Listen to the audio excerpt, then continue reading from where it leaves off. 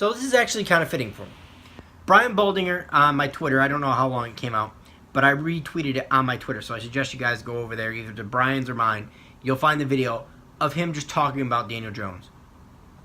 And you see drop pass after drop pass after drop pass. And people always say, well, he only had a 59% completion percentage in college.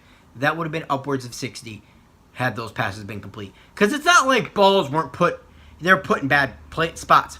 Balls are put in excellent spots. And we're talking about guys who are, wide open by 2 or 3 yards, even 4 or 5 yards. The ball's hitting them right in the hands and they're dropping it. Because Brian Baldinger is absolutely right in that video. Nobody watches Duke football. Not even the scouts.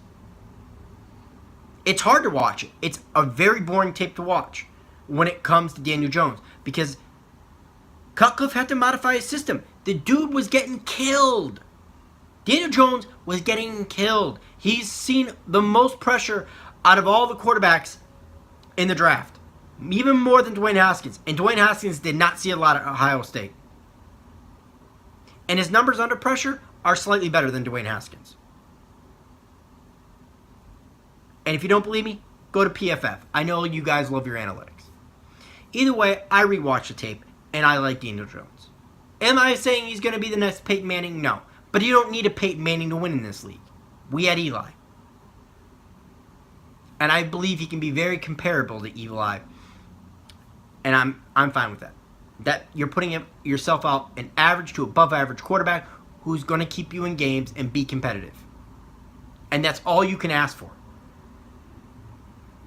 You don't need a Tom Brady. You don't need a Joe Montana. You don't need an Aaron Rodgers. You don't need a Russell Wilson to win in this league. Those guys are nice to have, but you don't need it.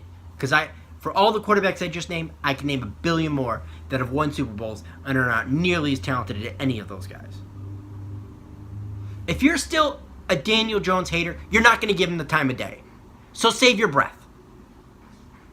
If you want to say you were right in a couple years, because, yeah, there's a chance this kid busts, go ahead. Say it in a couple years. But save your breath now. Because chances are you were a Dwayne Haskins fan. And the verdict's still out on that kid too. But I digress there. Because I really do believe, as Giants fans, we got to give him a shot. And this whole narrative that Dave Gettleman's going to make Daniel Jones sit behind Eli is a total utter hogwash.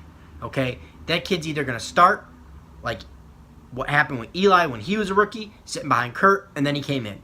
I believe that's going to happen with Daniel, depending on how we're doing. And or